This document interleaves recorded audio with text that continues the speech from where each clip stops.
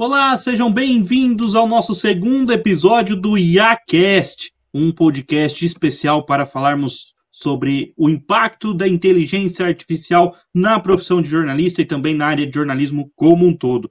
Muito prazer, meu nome é Rian Fernandes, estudante de jornalismo da Unicesumar, e desde já eu aviso vocês que este conteúdo faz parte de um projeto como trabalho de conclusão de curso de jornalismo da Unicesumar.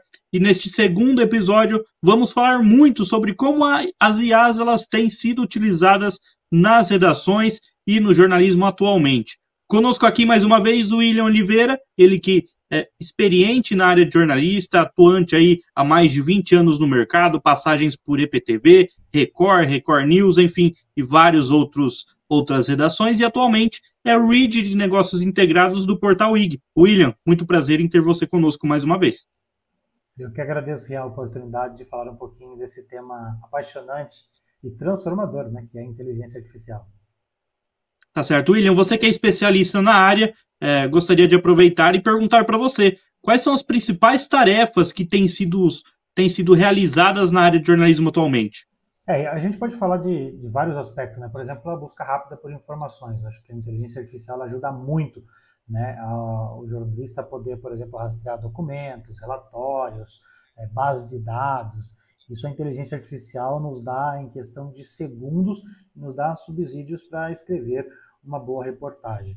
Né? Ela nos ajuda também, por exemplo, a monitorar redes sociais, a trazer aspectos que estão sendo discutidos nas redes sociais e até mesmo a compilar os dados. Né? Ela pode fazer para a gente, em questão de segundos, resumo do que mais do que mais pessoas têm falado nas redes sociais e trazer para a gente assuntos que podem e devem ser abordados pelo jornalismo. Também é possível, a partir do uso de inteligência artificial, estabelecer padrões nas redações. Né? Muitas vezes a gente pena para ter alguns padrões dentro de uma redação e algumas ferramentas de inteligência artificial ajudam nessa padronização de conteúdo também. Não que o conteúdo vai ficar quadrado, engessado, mas ela pode ajudar. Por exemplo, um jornal que tenha uma limitação de manchete de 65 caracteres, por exemplo, uma inteligência artificial pode te ajudar a criar e encontrar manchetes dentro desse tamanho exigido, por exemplo, por um portal de notícia, por um jornal impresso. Então, a inteligência artificial ela é um facilitador nesse aspecto também. Óbvio, também ajuda em correção ortográfica, SEO, hoje tão importante, tão falado, né?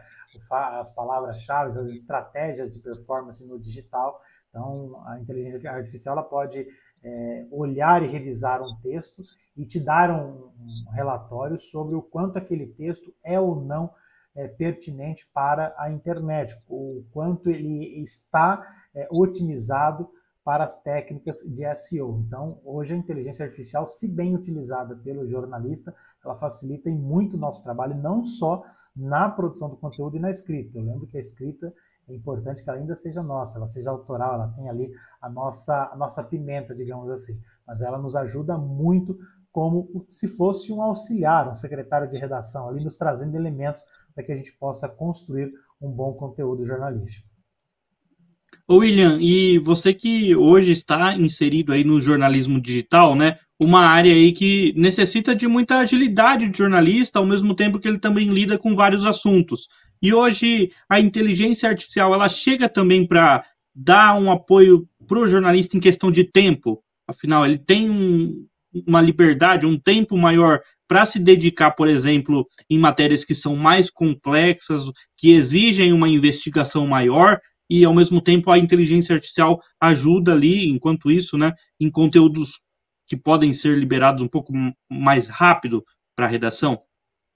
Ah, com certeza, Rian. Se a gente pensar em o quanto a inteligência artificial pode ser usada para otimizar tempo, a gente vai deixar o jornalista muito mais tranquilo em relação à produção. Por exemplo, se ele hoje faz uma entrevista, grava uma entrevista de 1 hora de duração, por exemplo, antigamente ele tinha que colocar ali o gravadorzinho, ficar, vai, avança, volta, escreve, anota, transcreve. Hoje não, hoje ele joga numa ferramenta de inteligência artificial e com um simples clique ele consegue transcrever toda a entrevista e ainda pedir para que a inteligência artificial faça um resumo daquele conteúdo, extraia dali as falas mais importantes, as falas mais potentes daquele entrevistado, e só isso já nos dá uma base enorme para a produção da reportagem. E a partir daí é a gente colocar, como eu disse, a nossa pimentinha e escrever um texto de qualidade. Então a gente pode, em tempo real, transcrever, resumir, extrair o melhor conteúdo, é obviamente o ganho-tempo, né? E a inteligência artificial ela consegue muito perceber essas nuances, trazer, né, o conteúdo mais eficaz, que mais chama atenção. Um prompt bem feito pode fazer com que você obtenha de uma transcrição um conteúdo excelente. Aliás, eu estou falando de transcrição, de transformar, por exemplo, um áudio em texto, mas é possível também você pegar uma entrevista em vídeo, inserir uma ferramenta de inteligência artificial que faz os cortes desse vídeo e também você transforma, você escolhe ali a sonora que você quiser a partir de uma ferramenta de inteligência artificial. Então tem o modo de usar apenas para texto, tem para vídeo e tem para áudio também. Então tem inteligência artificial para facilitar a vida de todo mundo, seja qual veículo o jornalista trabalhar. William, para além do ChatGPT, quais são as principais IAs, né, que vocês têm utilizado na redação atualmente? Pergunto tanto para a questão de informação, para o jornalismo de informação, quanto também para o jornalismo empresarial, já que você está na área de negócios aí no IG. Tá, eu vou falar rapidamente que a primeira coisa que as pessoas têm que entender, principalmente o jornalista, é que não dá para usar apenas o ChatGPT como ferramenta de inteligência artificial, porque ele tem limitações. Primeiro, ele tem uma janela de contexto pequena, quer dizer, dentro de uma única conversa, ele pode começar a esquecer as primeiras coisas que você conversou com ele, e isso atrapalha o resultado final daquilo que você está procurando executar dentro da ferramenta. Depois, que ele não é a melhor ferramenta para pesquisa. Eu já disse no episódio anterior que a gente tem, por exemplo, o Notebook LM do Google, que é uma ferramenta gratuita, que é excelente para pesquisa, excelente também para tradução para extração de informações importantes de documentos. Então você pode, por exemplo, ali pegar um relatório de 300 páginas que o governo federal, por exemplo, divulgou, insere esse relatório de 300 páginas no Notebook LM e a partir daí a ferramenta vira uma especialista naquele documento e você pode conversar com o documento e extrair dele os pontos mais importantes para a produção da sua reportagem. Temos também o Perplexity, que é uma ferramenta dedicada para pesquisa, então é a única inteligência artificial que de fato pesquisa em tempo real o conteúdo. As demais, elas têm uma janela de atualização de 6 meses, elas foram atualizadas há 6 meses atrás, então ela pode ter informação descontextualizada, quer dizer que se ela não acessar a internet para buscar aquela informação, ela pode te dar uma informação velha, ultrapassada. Então o Perplexity é uma ferramenta que ajuda muito nesse sentido.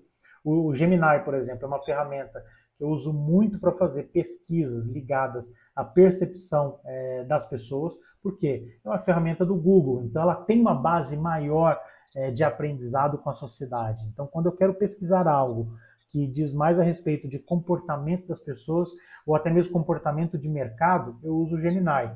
Quando eu quero informações mais precisas, um dado estatístico, eu uso o Perplexity. Quando eu quero um texto mais aprofundado, eu uso o Claude, da Anthropic, que é da Amazon. O Claude é uma inteligência artificial fantástica. Para mim, é a melhor inteligência artificial para texto. Quem é jornalista tem que sair do ChatGPT e migrar para o Claude imediatamente. Porque é uma ferramenta, por exemplo, é uma das únicas ferramentas que quando você insere um documento nela como referência, ele vai ler o documento inteiro. O ChatGPT não. Ele lê trechos do documento, tem falhas de percepção e aí ele pode também ter falhas na resposta. Já o Claude, ele lê o documento inteiro, ele te mostra que ele lê o documento inteiro e a partir daí você pode extrair um bom conteúdo de uma conversa feita com um documento em anexo. Então a gente tem que saber usar as inteligências artificiais a partir das necessidades que nós temos. O Manus, por exemplo, é excelente para transformar, não é uma inteligência artificial chinesa, ela é excelente para transformar documentos complexos em mapas visuais. Então você pode pegar um relatório de 300 páginas e pedir para ele construir um site em HTML que te mostre de forma visual como que determinado assunto ou determinado dado se comporta dentro daquele relatório. Então, é você de fato aprender que cada inteligência artificial está se posicionando no mercado com uma capacidade e saber usar cada uma dessas capacidades de acordo com a sua necessidade. Assim também funciona para a imagem. A gente tem o Nano Banana, que saiu agora, que é do Google, que é excelente para imagens, para criação de imagens, mas também tem outras ferramentas que são excelentes para a criação de imagens mais artísticas. Então, a gente tem que aprender a usar várias inteligências artificiais para poder obter o melhor resultado de cada uma delas. O William falando de várias inteligências artificiais me lembrou um pouco daquela frase que eu ouvia no início da faculdade, né? O jornalista, ele tem que saber um pouco de tudo, né? Bom, e com essa aula que o William nos deu sobre a prática no jornalismo com as IAs, encerramos este segundo episódio, mas já gostaria, desde já, de agradecer a presença do William novamente e convidar você a estar conosco no nosso terceiro e último episódio do IACast, que é falando justamente sobre uma das maiores preocupações do jornalismo com a chegada das IAs, a ética jornalística. Muito obrigado pela sua audiência, pela sua presença e até o próximo episódio.